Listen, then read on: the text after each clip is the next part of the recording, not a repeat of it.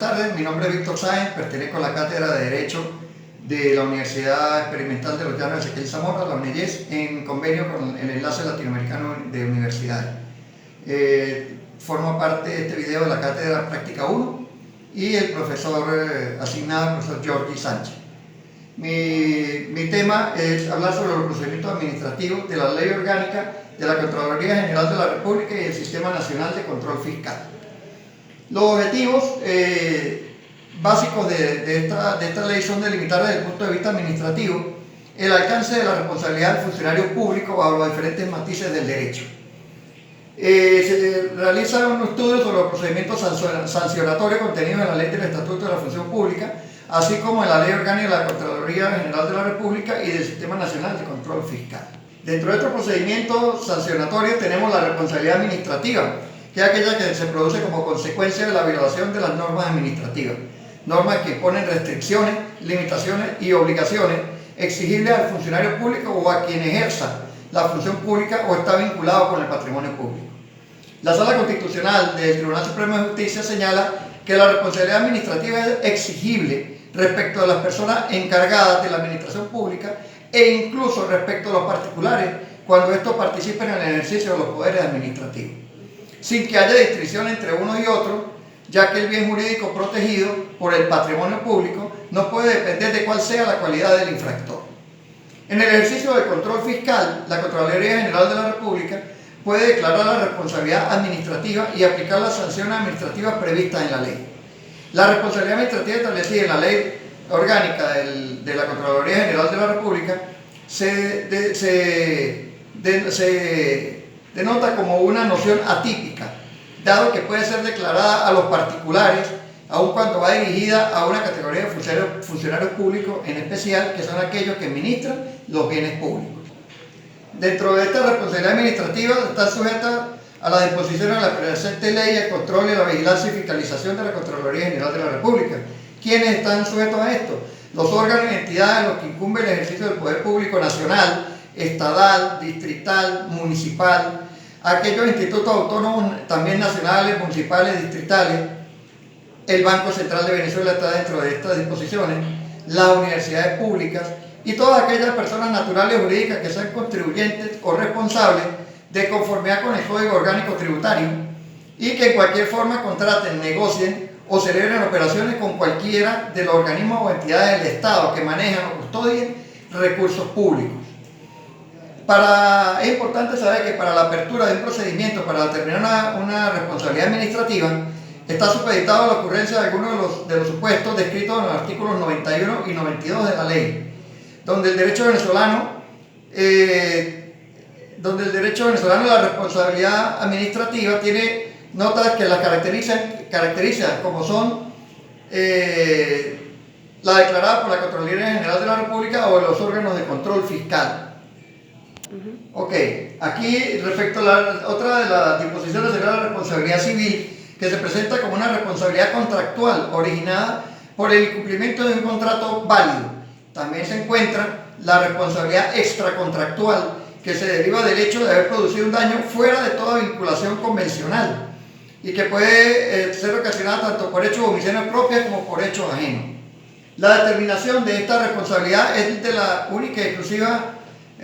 incumbencia de la jurisdicción civil y será efectiva con base a instrumentos legales establecidos en el Código Civil, en el artículo 1185, el cual contempla la responsabilidad genérica por hecho ilícito, y el artículo 1193, que consagra la responsabilidad del guardián por el daño causado por las cosas inanimadas que tenga bajo su custodia. También tenemos la responsabilidad penal. ¿Qué es la responsabilidad penal? Consiste en una situación jurídica en la cual se encuentra una persona, razón por la cual debe sufrir la consecuencia de un hecho calificado como delito, que se le imputa en concreto por dolo o culpa, lo cual consiste en una pena y en la reparación del daño causado por aquel. La responsabilidad penal por parte del funcionario público surge cuando adecua su conducta a aquellos presupuestos fácticos que las leyes pertinentes tipifican como delito y acarrea la aplicación de la pena,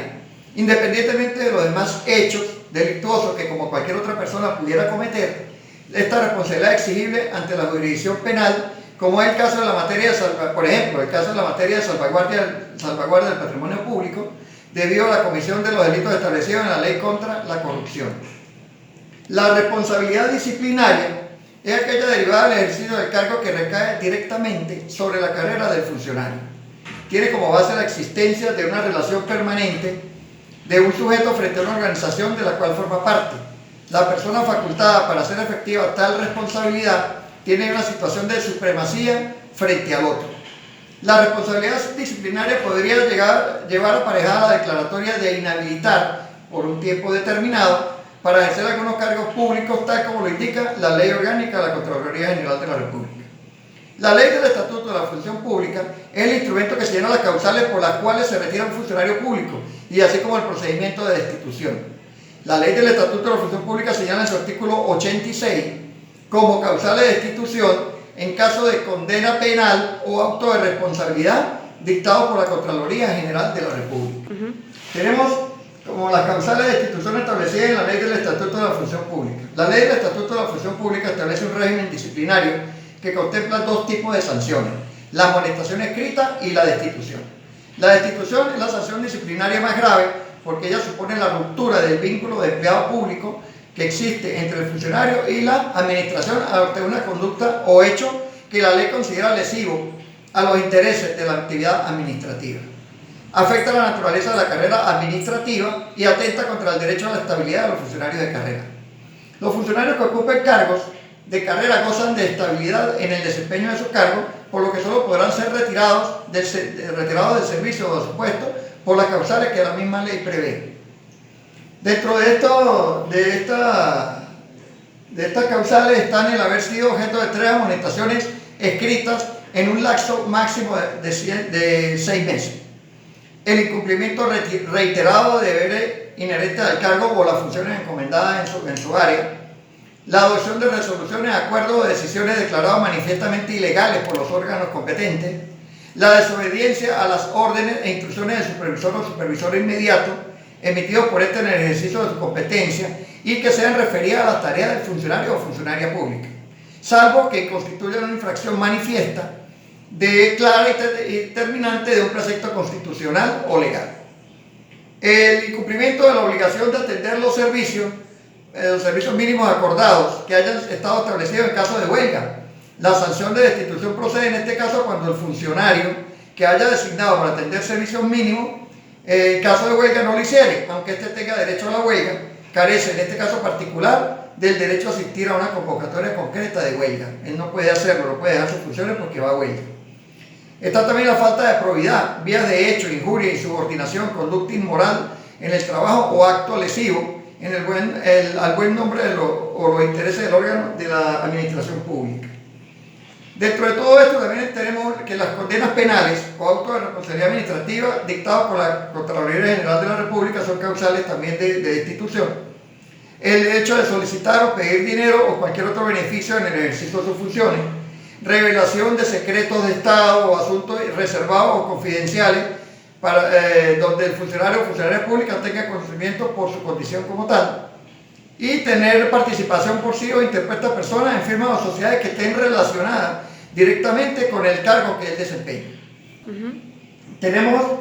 ahora los principios que conforman el procedimiento administrativo sancionatorio. El primero que tenemos es el principio de la legalidad administrativa, que el principio de la legalidad administrativa está previsto en el artículo 137 de la Constitución de la República Bolivariana de Venezuela.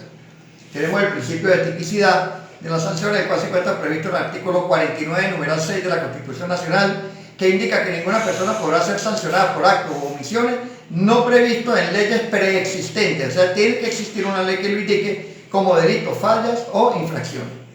Tenemos el principio de la proporcionalidad, que es el deber total y absoluto de correspondencia entre los hechos y las medidas adoptadas en el acto administrativo, por lo que las sanciones tienen límites variables entre mínimos y máximos dependiendo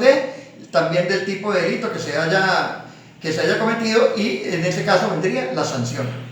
El principio de contradictorio, este principio propio del procedimiento sancionatorio permite a los administrados participar en la actividad procedimental a los efectos de garantizar su defensa, que eso es muy importante porque todos tenemos derecho a la defensa independientemente de que seamos o no seamos culpables. El principio de alegar y producir pruebas. Sobre este principio presente dentro del procedimiento administrativo sancionador, algunos doctrinarios indican que está estrechamente relacionado con el debido proceso y como derecho a formular y alegar. Así pues, los órganos que intervienen en el procedimiento les corresponde efectuar la diligencia tendiente a averiguar los hechos con propiedad. Tenemos el principio de la imparcialidad, que informa el proceso administrativo sancionatorio y se encuentra previsto en el artículo 49 de la Constitución de la República Bolivariana de Venezuela. Tenemos el principio inquisitivo, que a través de él que la administración pública está facultada para buscar los elementos de juicio necesarios para adoptar una decisión. De allí que le está permitido efectuar todas las diligencias que estime necesarias para formar un mejor criterio del asunto sometido a su consideración. También hay una parte muy importante, que es un principio que se puede llamar así, que es el principio de la presunción de inocencia. Bueno, como conclusión final, es algo que yo considero que de repente es mi punto de vista, que es que dentro de los organismos de la administración pública se realizan interpretaciones en su mayoría poco acertadas sobre los supuestos que constituyen causal de destitución, según la ley del Estatuto de la Función Pública, lo cual a primera vista podría resultarnos sorpresivo si no tuviéramos en cuenta que para la Corte de los Contenciosos Administrativos la falta de propiedad puede identificarse o se puede confundir, ¿verdad?